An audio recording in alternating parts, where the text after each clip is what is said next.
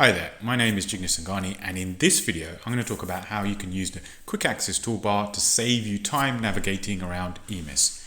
Now, wherever possible you want to use quick keys to get to different sections of Emis, but there aren't quick keys for every section. So that's where the quick access toolbar is really handy.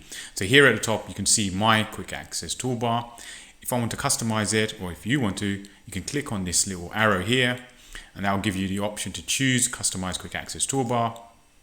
And then on your left, you have all the things you could possibly add to your toolbar. So if you wanted to add, say, diary, you click on diary, press add, and you can see it's added to my section of what is on my toolbar. And you can see these are the things I use most often. If I press OK, you can see now, top of my toolbar, diary is added. So if you found this video useful, please click on the like button. And if you'd like to receive more videos like this, click on the subscribe button.